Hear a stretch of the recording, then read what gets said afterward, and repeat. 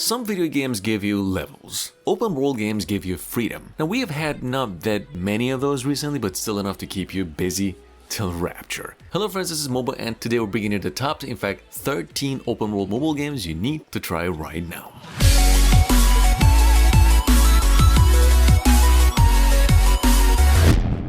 Want to rule Mirage City and own endless wealth? Wipe out rivals and seize their businesses for huge profits. Sitting in the number 1, we've got Gangsta Mirage District. City. Practically in short, it's mobile Grand Theft Auto, so no shame admitting to it. And believe it or not, that's sort of the main appeal to this game. You've got the full sandbox package of big city, cars to jack, heists, gang shootouts, whatnot. You get to build your own empire. And it doesn't even stop there. You're buying businesses, stacking money, unlocking mansions, etc. The whole climb. In fact, what stands out in this game is just how much it tries to do at once. There's cinematic missions, it's got PvP, bunch of races, full character customization. It actually gives you things to work towards. Anyway, it's a free game, it's of course online, and it's about 7 GB in total. There's one problem, this game is still yet to be released on the Apple Store. Kicking things off with the big number 2 with Everness to Everness. Pretty much most of you know about NT for the past couple years, and this one's been building hype for a long time, and it's right now sitting on top of most mobile gaming charts. It's an open world, but not the usual kind. It's like normal life sim, but like mixed with supernatural. I personally expected this game not to be much like the ads, but it actually is, and that's been such a big surprise for many players. It's got that anime charm, the clean visuals, lots of side stuff, and overall feels alive in just pretty much most of its sections. You're walking around, taking jobs, hunting, gathering, fishing, everything. It's got a pretty good story, and for just 20 GB, we rarely get mobile games this well made. Now guys, with that being said, Heroes Rise of Champions just hit the Apple Store next to the previously released Google Play Store, and it's in great shape. So far it's just one of the bravest attempts at the open world superhero games that feels very familiar. Like you already know what it's going for the second you start playing. Flying around, stopping crimes, beating up gangsters. It's a classic beat a hero clear to madness loop. The combat's pretty simple, you've got eye lasers, whole flying stuff. Missions are pretty repetitive, although there's enough movement and action in the game to keep it fun.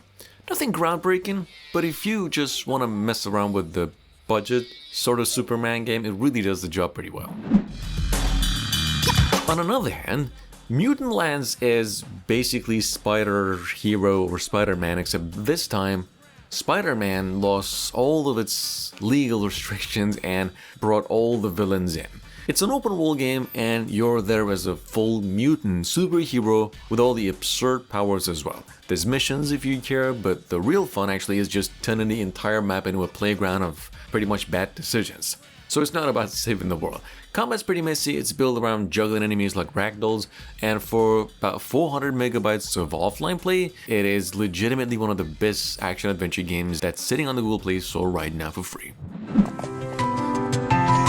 This actually took almost a year, but Sound of Horses is a legitimately calm, story-driven horseback adventure with the mission to create your own piece of the open landscape, or just, piece of the open world for yourself. So the journey begins in chapter or episode 1, which is out there for free right now, Homeland, where daily life, writing challenges, and small mysteries slowly build into a deeper story.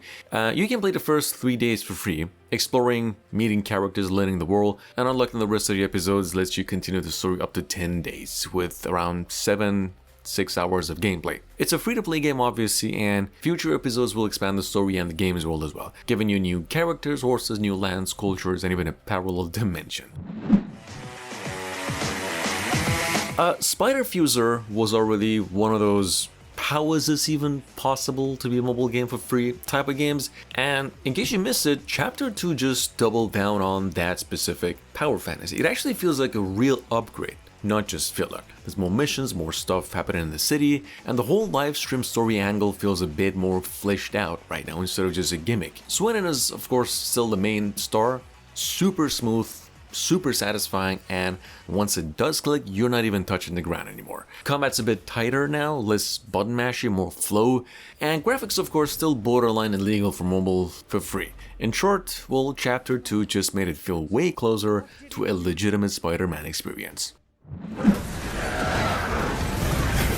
On another hand, quick mention and an announcement since it's not out officially, just keep it in mind, Monster Hunter Outlanders is not even trying to be a watered down phone version of the real thing, it is genuinely huge. The second closed beta's gameplay had the whole open world scale with hunts, cooking systems, camps, giant monsters, and a proper 4-player co-op that actually felt like Monster Hunter instead of a cheap imitation skin sort of port. And honestly, Team E Studio might be cooking here since it's leaning hard into MMO while still keeping that classic prepare, hunt, survive loop the series has lived on. If this launches globally polished, well, mobile gaming's about to have a new problem. Going down to number 8, we've got Racing Master. Well, this one did absolutely not spend years in development for nothing. Not one of those mobile racing games where you drift into a wall at about 300 kilometers an hour and somehow still win. It is a real deal.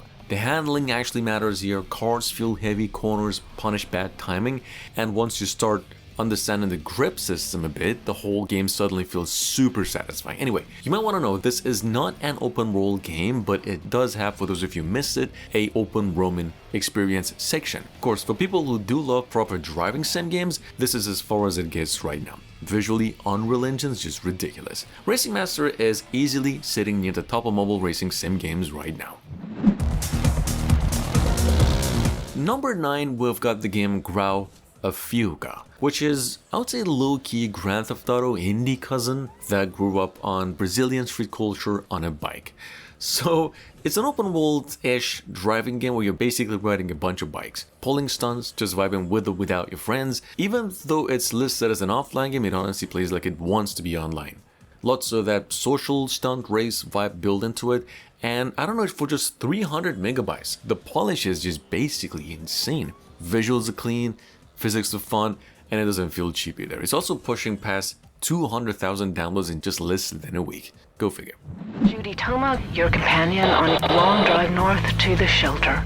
RV Sim feels like kind of somebody looked at the long drive game and said, let's make that into mobile survival horror as well. Yeah, well, it's an open world game. You're basically driving this busted RV across a dead world while scavenging for fuel, supplies, and anything that keeps both you and the vehicle alive. And the VR itself is kind of, becomes the main character after a while. Alongside that, the real win is just the atmosphere. It's got the empty roads, the towns, the tension everywhere.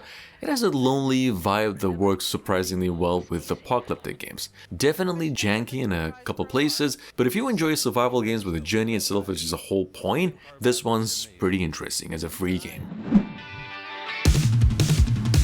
On another hand, of course, Farming Sim 26 is officially hitting to mobile, and in 2 days, well, the game is gonna land on the Google and the Apple Store on the same day. For those of you who missed it, it's bringing Giant Software's newest long-running farming series to mobile, and if you're into just a slower, more relaxed side of the simulation games, this one looks set to deliver plenty of that. The new game will feature 2 different fresh maps based off Europe and another in North America, along with weekly and seasonal farming challenges to keep things interesting and hype. There will also be over 120 different license missions from real agricultural brands, and you'll also get to raise animals and offsprings, adding another layer on top of the whole farming life experience.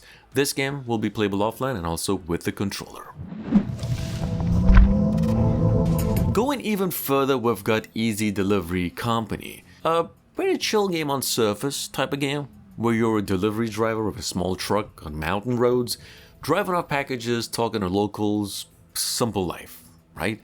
Well, yeah, the whole thing has this nothing weird is happening here at the beginning that will meet the opposite side slowly.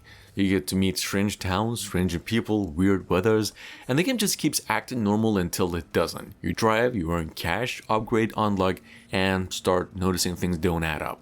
It's a pretty slow game, of course, almost relaxing, but there's a deeper level to it as well. It's not a free game, although it takes you about $9. It's available now on Android and iOS. And last but not least, almost a must play if you are in for a little bit of that challenge. See, Bus Sim India, aka Bussin, is low-key one of those simple sim games up until you actually play it. And the reason being is not that just point A to B kind of driving game, it's a full-on vibe. The roads feel alive, traffic don't joke, honking's basically the language, and through all that madness, you're really expected to stay smooth, stay on routes, and actually deliver people like a professional. Anyway, it's an offline game, it plays online as well, it's available only on Google Play Store right now. Clean controls, the bus variety is stacked, believe it or not, it's even more fun when online. Thanks for watching, let me know which ones you're going for, if I've missed anything, and I'll see you again tomorrow. Take care, everybody.